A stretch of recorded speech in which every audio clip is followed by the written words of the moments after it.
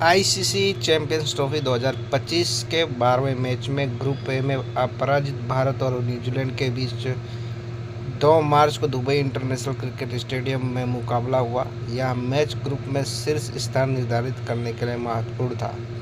शुभमन गिल और रोहित शर्मा सहित भारत के शीर्ष क्रम के बल्लेबाज शानदार फॉर्म में हैं, लेकिन भारत की बल्लेबाजी लाइनअप ने अपनी ताकत दिखाई, जिसमें शुभमन गिल और रोहित शर्मा ने ठोस शुरुआत दी। गिल का शानदार प्रदर्शन जारी रहा और वो 2000 वनडे रन तक पहुंचने वाले सबसे तेज बल्लेबाज बन गए। उन्होंने ये उपलब्धि सिर्फ 38 पारियों में हासिल की, तो उनके लिए तो एक देखिए, हम सब जानते हैं कि आईसीसी चैंपियंस ट्रॉफी 2025 के 12वें मैच में भारत का सामना 2 मार्च को दुबई इंटरनेशनल क्रिकेट स्टेडियम में न्यूजीलैंड से हुआ। दोनों टीम जो थी वो पहले ही सेमीफाइनल में अपनी जगह तो बना ही चुकी थी, जिसमें ग्रुप ए में जो पहला नंबर का पोजीशन होता है उसके लिए आज सामना था,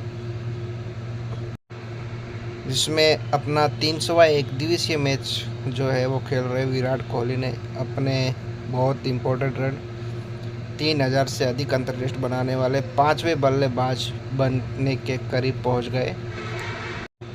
वैसे मैट हेनरी और मिचेल सेंटर की अगुवाई में न्यूजीलैंड के गेंदबाजों को भारत की इन फॉर्म बल्लेबाजी के सामने कड़ी चुनौती का सामना करना पड़ रहा था, लेकिन हेनरी के हालिया प्रदर्शन में 6 मैचों में 16 विकेट शामिल है, जो उनकी धमक को दर्शाता है और ये सही है भाई। टॉस का परिणाम, न्यूजीलैंड ने दुबई में भारत के खिलाफ जो है टॉस जीता और पहले गेंदबाजी करने का फैसला किया। दुबई में भारत और न्यूजीलैंड के बीच आईसीसी चैंपियंस ट्रॉफी 2025 के ग्रुप स्टेज मुकाबले में रोमांचक मुकाबला देखने को मिला, जिसमें रणनीतिक प्रतिभा, व्यक्तिगत उपलब्धियां और नाटकीय गति परिवर्तन देखने को मिले। स्पिन गेंदबाजी के शानदार प्रदर्शन और बल्लेबाजों की शानदार वापसी की बदौलत भारत 44 रन से विजयी हुआ। न्यूजीलैंड के शुरुआती विकेट और तेज गेंदबाजी का दबदबा। टॉस जीतकर पहले गेंदबाजी करने का न्यूजीलैंड का फैसला तुरंत कारगर साबित हुआ, क्योंकि उनके तेज गेंदबाजों ने दुबई की पिच की शुरुआती नमी का फ़ायदा उठाया। मैट हेनरी ने सटीकता के साथ काम करते हुए 10 ओवरों में शुभमन गिल 8 गेंदों पर 2 रन बनाकर आउट हो गए और विराट कोहली 18 गेंदों पर 11 रन करके भारत के शीर्ष क्रम को ध्वस्त कर दिया। गिल का आउट होना, टॉम लेथम की गेंद पर बैक ऑफ लेंथ गेंद पर आउट होना न्यूजीलैंड की आक्रामकता का संकेत था। कोहली का 300वां वनडे मैच उस समय अप्रत्याशित रूप से समाप्त हुआ जब ग्लेन फिलिप्स ने हेनरी की गेंद पर बैकवर्ड पॉइंट पर एक हाथ से गुरुत्वाकर्षण को चुनौती देते हुए कैच लपका। इस पल को टूर्नामेंट का सबसे बेहतरीन कैच माना गया। इसी के साथ काइल जेमिसन ने हेनरी की आक्रामकता को और बरकरार रखते हुए रोहित शर्मा को 22 गेंदों पर 14 रन बनाने के बाद तेज बाउंसर से आउट किया, जिससे भारतीय कप्तान ने लेथम के हाथों अपना कैच थमा बैठे। स्थिति तो ये थी कि 12वें ओवर तक जो भारत का स्कोर था 54 रन पे 3 विकेट थे, जो टूर्नामेंट में उनका सबसे कम पावर प्ले में बनाया गया स्कोर था। और शुरुआती हमलों ने सीम मूवमेंट और उछाल का लाभ उठाने में जोखिम जिससे न्यूजीलैंड को फायदा।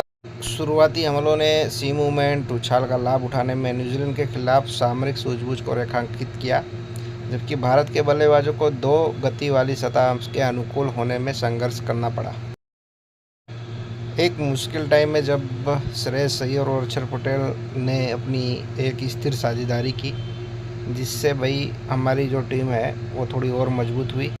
54 पे 3 विकेट थे। नाजुक स्कोर का जब सामना करते हुए हमारा इंडिया की टीम चल रही थी, श्रेयस अय्यर आए, 58 गेंदों पर 79 रन की पारी खेली और अक्षर पटेल ने 61 गेंदों पर 42 रन की पारी खेली।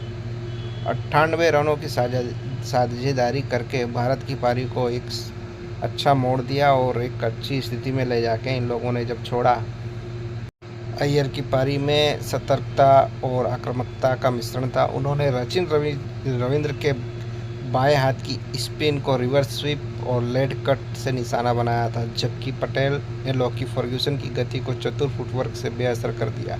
उनकी जो साझेदारी थी वो 18 ओवर तक चली, जिसमें न्यूजीलैंड की मध्य ओवर में स्पिन पर निर्भरता का जो है फ़ायदा उठाकर मैच की गति थोड़ी बदल दी गई, जिसकी वजह से 31वें ओवर में अय्यर आउट हुए। मिचेल सेंटर के खिलाफ तेज़ी दिखाने की कोशिश में लॉन्ग ऑन पर कैच आउट हुए, जिससे भारत का स्कोर 152 पे 4 हो गया। इसके तुरंत बाद पटेल ने माइकल ब्रेसवेल की गेंद पर स्वीप शॉट खेला, लेकिन उनके प्रयासों से भारत 200 से कम स्कोर पर आउट होने से बच गया। स्कोरबोर्ड के दबाव में स्ट्राइक रोटेट करने की दोनों की क्षमता सामूहिक रूप से 57 डॉट बॉल खेलने के बाद उनके उच्च दांव प्रदर्शियों में उनके स्वभाव को उजागर करता है। उनके इस हार्दिक पांड्या की अंतिम क्रम की अतिशी बल्लेबाजी, दबाव में तेजी लाना। 40वें ओवर में भारत का स्कोर 127 और 6 विकेट पे था। हार्दिक पांड्या 44 गेंदों पर 45 रन बनाते हैं।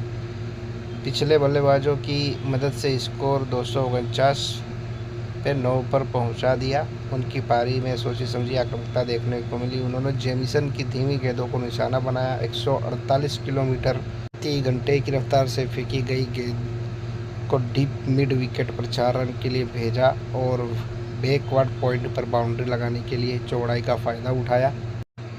जेमिसन के खिलाफ 48वें ओवर में 19 रन की पारी, जिसमें एक छक्का और 2 चौके शामिल थे।